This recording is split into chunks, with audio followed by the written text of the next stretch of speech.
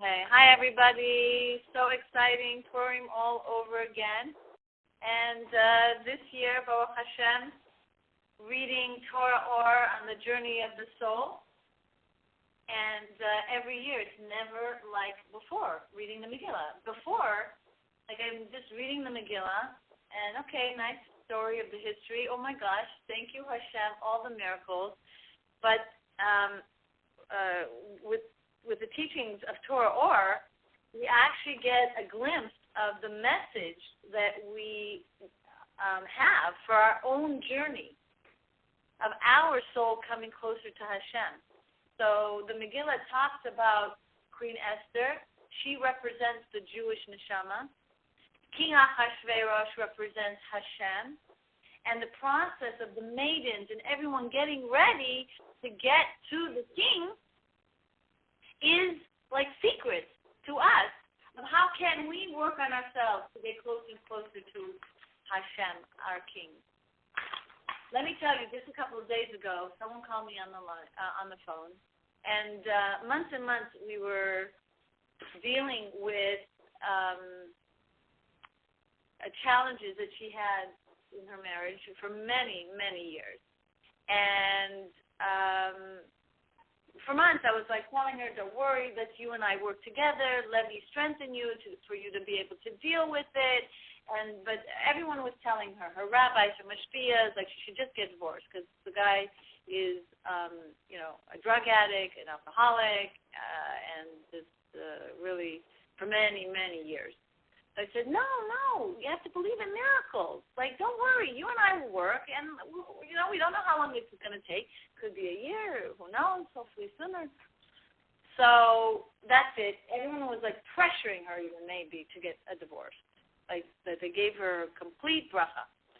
And I said, did you open the Igros to ask the Rebbe, I said, let's do that. So and it was just like this week, she opened, let me explain what an Igros is. Oh, you know the Igros. Most of the people who are affiliated with Chabad know that when you're in a crisis or when you need a special blessing, you open up the Rebbe's letters and it could really direct you and guide you. That's a whole class in and of itself. One day I have to write a book of how the Rebbe has saved me over and over again. But anyway, so she opens this letter, and it happens to be the week right before Purim, and it says we have to understand that Purim and the whole Megillat Esther should not be read backwards. Otherwise, it's not kosher. Meaning that you didn't. Not that the Megillah is not kosher, but it's not like you then fulfilled the halacha of reading the Megillah on Purim. So who reads it backwards? Right, but if you happen to read it backwards, you didn't do it. So, but that's not the reason. Is it's a mystical lesson for us. What does it mean backwards? What's the message of reading it backwards? Meaning, I'm reading it and I'm like, yeah, great, a history, a miracle, that's fine, but what's for later days? Anyways, when you read it, you have to read it like you can experience Purim today. Not like dress up and whatever and celebrate the miracle, but that today, just like then, and it was exile, it wasn't a time of revelation. It wasn't a time of the Beit HaMikdash. It wasn't a time of, Har Sinai and the 10 plagues we were witnessing miracles. It was mamish the time of exile, and yet such a big miracle occurred. So too, we in our life cannot look at it as a backward thing, like it's something back in time. So today, in our state of being in exile, we should realize we can have miracles, just like back then. If the miracles happened in that time of exile, so it too can happen today. And then it went on and on with all kinds of messages to her, like that she should, expect miracles. Well, that week, guess what? For months and months, I've been back and forth with this husband of hers, kind of asking him and, saying, if he wants, I'll, work with you, but I don't know, it was like maybe 5 or 6 months, and he did not want to. And that week, he decided to. It's a miracle. A miracle. They've been married, I think, over 20 years. And he's been having this problem, I think, most of their life. Off and on, maybe. So I bless everyone that whatever little or maybe not so little issues in your life, that you have like a message to yourself when you're reading the Megillah, not to read it backwards, to really believe that today we can have just as big of a miracle in whatever we need in our life to have those miracles. But mainly, like Mashiach should already come.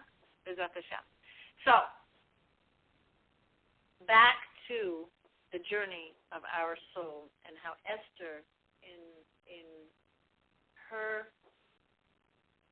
situation and the things that she did during those days are really a lesson for us today. First of all, we know that there's 2 main themes, episodes in the Megillah when Esther actually approached the king. And the Alter Rebbe in Tanya, and actually talks about these 2 episodes mainly, and he discusses other issues. But he notices the first time the queen Esther is in the courtyard after having fasted 3 days. By legal law, a queen cannot just approach her king. She has to be invited. So she goes uninvited, and really a risk to her life. And she actually is in the courtyard, and then the king does take out her scepter. If you were in the class, you could see the scepter I made. And then she was touching its tip. In the second episode, later on, she is beyond the courtyard, closer to the king, and she cries bitterly as she's falling to the ground, begging the king not to let Haman and all his plans and the machinations to go through, and that the king save her. Then the king extends his scepter as she's on the ground, crying bitterly, and she holds on to the whole thing. And then he helps her get raised by it. So it happens to be my scepter is actually red. But his scepter is gold. And gold actually has a tint of red, right? Gold has that like flavor of red. And the Alter Rebbe actually explains that the flavor of red connotes fiery love. And our connection to be able to receive from Hashem like this more sublime level of holy energies to help us, in our journey of coming closer and closer to Him. We know during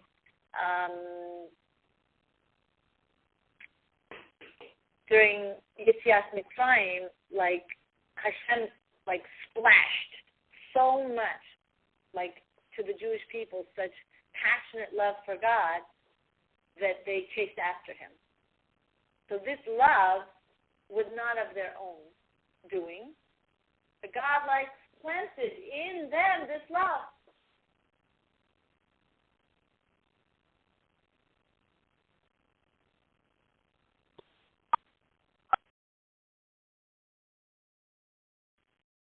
So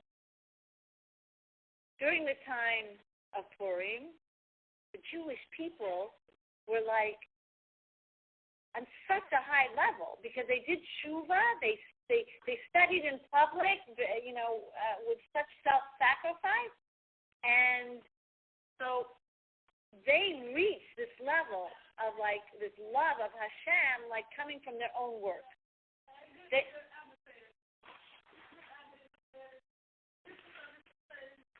So Dr. Rebbe actually explains that normally, like during the normal like day-to-day life, a person who has not worked on refining themselves, who has not worked on getting closer to Hashem, they can only really receive like a tip of that love, a tip of godly energy coming to them. They can't experience that union. But if you look at the maidens and what they did in preparation of reaching the king, Dr. Rebbe explains this is a message to us, is what we have to do to make ourselves the proper vessel to be able to get to that stage of being not only able to hold the whole scepter, but be raised by it, as Esther was able to. So what did the maidens do? The maidens, as you remember,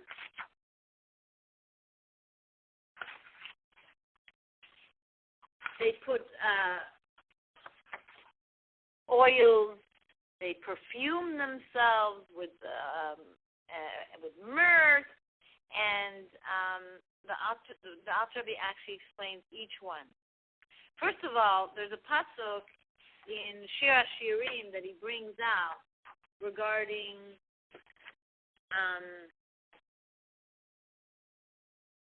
this. It says, "Who is that rises from the wilderness like columns of smoke, perfumed with myrrh and frankincense, with every powder of the merchant?" If you notice, there's lots in that pasuk, in that sentence, that is in the Megillah. And so the explanation first of smoke and the wilderness. When you're in the wilderness, it's a barren. It's like a metaphor of like when you're far, far away from Hashem. And you're barren of an emotional excitation. Or you're barren of any kind of spiritual connection. You're like, you don't feel it. You're like... So then he explains, you're in a barren. You don't feel so connected. You want to be able to be closer to Hashem. So let me tell you what you need to do. What does this have to do with smoke? Well, when you have two opposing elements, like fire and then like wood, and inside is water in that wood, so the opposing elements like fight with each other until finally one overtakes the other, and then the water gets evaporated because the fire won, especially if the fire is bigger. So when you have your animalistic, coarse, not so positive elements about you, and you start like trying to bring more passion by learning, by meditating on Hashem's greatness, and these two will oppose each other till finally one will consume the other, and then there'll be smoke. And the smoke represents like, whoa, like they were so contradictory, fire and water. But perfume is also a type of smoke. But the perfume is like a mist. It's not heavy and like overbearing energy in the air. It's like you can barely even see it. So perfume represents now working even on a deeper level of those finer character flaws that aren't so coarse. So anger is coarse, severe depression, but maybe the bad thoughts, or once in a while really judging unfavorably. It's like not so apparent, but it's there and it has to be worked on. So putting perfume on means I'm going to make that extra effort to like refine those elements about me that aren't as coarse. So mirth actually, hi, happy Purim. So mirth has to come with the wording of bitter, mar. And when Queen Esther actually came closer to the king, what did she do? She cried with like bitter tears, like of how much she wanted, for the Jewish people to be saved. Like it's as if she was crying for the Jewish neshama. So the person, like, just feeling bitter of how distant he is or she is from Hashem, but not a depressed energy, but just like a soul weeping from longing and yearning of wanting to be closer to Hashem. And so that is another step by which we get closer to Hashem. Because when she fell, that's when she was able to receive the whole scepter and was raised by it. So, meaning the scepter representing godly energy, now she was able to be a pure vessel, to be able to receive more from Hashem, to like save her from her, other self, the more animalistic side. Also is the oil that was put on. And interesting, in a footnote here, it says that the women of Tekoa were called upon for their wisdom. And the story is told that why did they call upon these women for help? Because they were known to be wise. And it was just mentioned that olive oil actually broadens your mind and makes you smart. So I was thinking, stock on olive oil, come on. Everyone knows how olive oil is so healthy, but now we know that when we consume olive oil, it actually helps our mind. And we know omegas have superpower, for brain capacity and wisdom.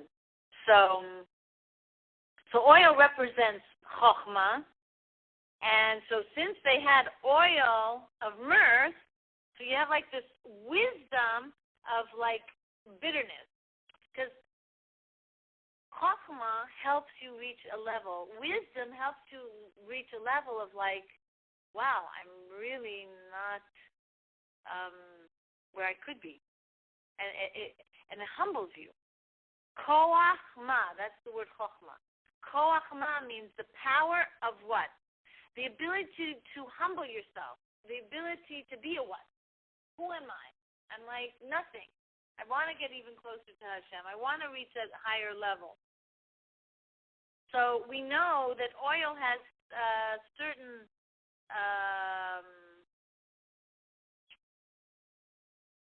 character traits that Kabbalah teaches us, because we can learn a lot from this level of reaching that highest level of wisdom. So, one, oil can be extracted from any form of matter, animal, vegetable, mineral. Also, chokhmah, being able to be like in a self-effaced quality about ourselves is actually in all creation. All animals humbled themselves before Hashem and their plan. The stars and the moon humbled themselves with the plan. I remember once Rabbi Leibel Wolf said, the sun just begins to come out at 12, and then all of a sudden it's already diminishing in its light. So he made like a cute joke, like you imagine a star or a sun waiting all day to shine brightly, and then you have to like go out of the stage. Like as soon as you're like on stage, go out. So every creation humbles itself to Hashem's law and order.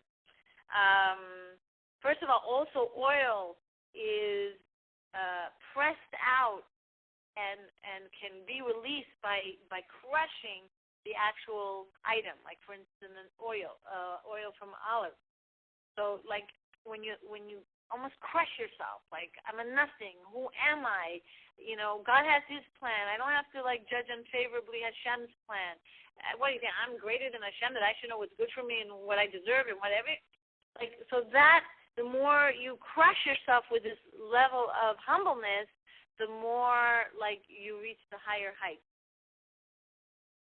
Also, when mixed with other liquids, oil invariably floats to the top. So when the more chokhmah you have,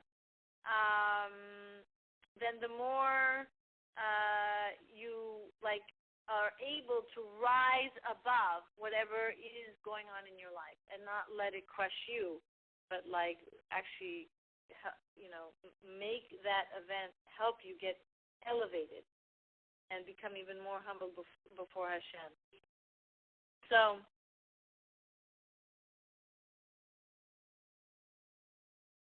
now, frankincense, the Alter Rebbe actually explains that when you've already started this spiritual transformation, and once you actually like really feel bitter of the past, then you can bask in the joy of spiritual ecstasy. And frankincense represents reaching that highest level of like being able to like really experience joy in being connected to Hashem. And he brings the pasuk, Israel will rejoice in its maker. And that's why it says in 6 months they were with perfumes, the maidens. So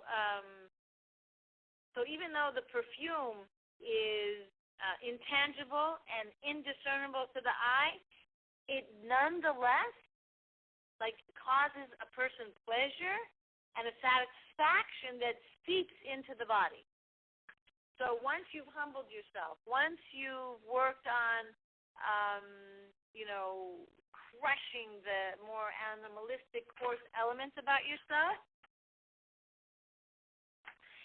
then you can start putting like the perfume on, and then when the maidens put every powder of the merchant, this represents also many different spiritual passions that can be ignited in one's soul. For the degree of passion is dependent upon one's particular spiritual standing. So, like when the maidens put cosmetics, these are various godly passions that you can experience as you're preparing to see the king. Now, won't the Megillah reading be different now? When you think about all these different things the maidens did, the things that Esther did in preparation to get to the king. So there's a way to like experience love of Hashem, the Alter Rebbe says, through meditating on Hashem's greatness, as He's filling the world, as He's beyond the world. But this is a level of divinity that is like, it's godliness, but it's not the essence of God Himself. So when you experience like a meditation, you can connect to Hashem, but it's somewhat limited compared to like getting to the level where like your mind can't even grasp Him at all. It's like beyond you. And so when you work on like trying to connect to God as He is beyond this world, because like you can't even like say any kind of definition of God. When you meditate on how the world is created and how everything's bittul and the sun and obeys the laws and the flowers blooming and all that, so that's how He is within the world. And you'll be able to experience more and more love of Hashem. But if you focus your mind on how Hashem is beyond the world, after you've prepared yourself in this way, then you'll be able to have the whole scepter. You'll be able to connect to a level of godliness, beyond godliness, like to the essence of who God is, that is unfathomable, ununderstandable, and very transcendent, and very exalted. So we know the essence of Hashem cannot be investigated and it is so great. And there's it's like only through this preparation can you then even can connect to such a level. And his greatness, and he can only really be termed great if you really think about it, because of his humility, that he's been able to humble himself and put himself into the world and create the world. And that is where his greatness is, and we have to copy his ways. He was humble enough to get involved in creation, so we ourselves can emulate his ways and be humble like him.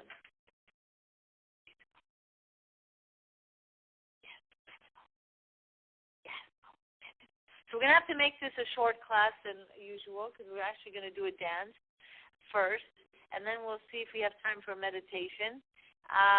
It's called the Malkat Esther dance, and trying to reach the scepter, and reach beyond the level of godliness and connect to God himself.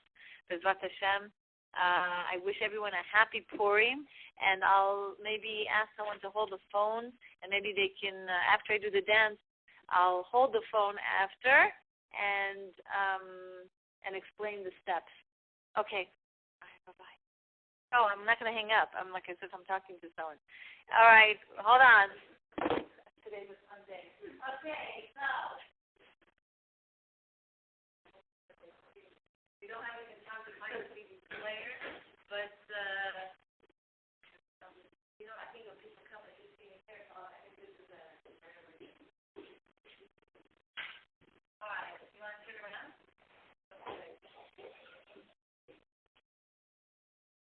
Okay, we were just learning about Chokmah, so I want you to watch me do the steps, and then after I'll explain how each step has to do with what we're talking about.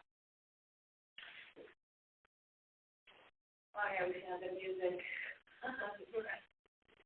Okay, let's try again.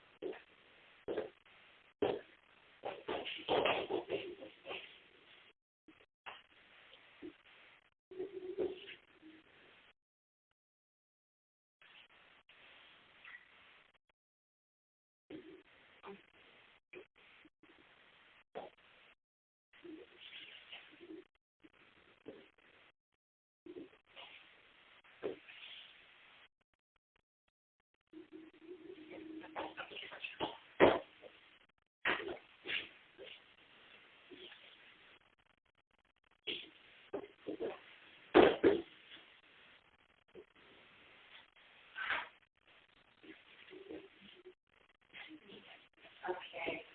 Ta-da! We were just saying how the more wisdom, the more humbleness. The more humbleness, the more royal. The more you're like Queen Esther. So, up from above comes wisdom. And we have to make an effort to really keep it in our mind by studying, meditating, praying, and expanding what Hashem has given us through His Torah, so that His knowledge can come down into the world and enter our heart. The whole point of learning is so that it'll trickle down into our heart, so our heart will start to develop healthy, positive emotions. So being able to give more easily, and be kind and sweet and honey and be gentle. In order to be strong, to fight against the heart and not let it get in our way and move it all, have discipline to keep our mouth shut so that we don't have to talk and nag and do duty. But to be able to use all poetry. Do I have to do it again? Okay, so now the explanation here. All right. So here we are. The hands go up, and if you guys want to join, the hands go up, and there is Chochmah coming from Shemayim, and you put your hands on your head from up to down, because it's an energy and a blessing Hashem gives it to us, and then you expand that knowledge by meditating and studying, and so that the knowledge, your hands go up and like pull it down and into your heart, so the wisdom just doesn't stay up there, so it'll penetrate your heart, so that you can become a more refined, royal being. So this is kindness, like as if you're giving tzedakah, and very graceful and very beautiful. And then this movement, like a warrior, and being strong, and to be able to discipline yourself, not to speak whatever you want to speak, to be refined in the way you use your mouth, and to discipline yourself, to not nag at your husband or raise your voice at your children, even though they really deserve a whack, God forbid. But, you just like restrain your hands. Restrain yourself and be royal and be dignified. So the next move is, if you notice, I was going like a victory, a warrior forward, so that you can overcome all barriers, but at the same time, remember, you need to be humbled and bitzel. And then we came out with a kind of a movement of being on a tight rope. So if any time you feel and overcome by one emotion, you can go to the next one by overcoming the other. Like you feel like you're being too strict, then you have to go to the opposite side, balance yourself out so you can get to the middle road so that you won't be so strict. And that's Rambam's lesson. And it's like you're on a tightrope. Oh, my gosh, I'm feeling like I'm too gorgeous, so I have to now work on being a little more kind to get to that balance. And then, slowly but surely, you'll be able to balance easier. It's not as slippery, slopery, and then you turn around and you're royalty. You're like Queen Esther. You have the scepter. You have not only the tip, but you are raised up to the level of being able to connect to not just godliness, but the essence of God, reaching your highest potential and emulating His ways. Have a beautiful Purim and dress up. Be'ezrat Hashem, we're doing the tikkun for the stealing of the garments by Esav. He stole the garments, and then everyone else kept stealing it from each other. So when we put on the garments, we're doing a tikkun for that. And just be besimcha ad bli dai, and lots of brachas. All right, happy Purim. I'm going to do a children's program. Wish you can join me. Bye-bye. Talk to you.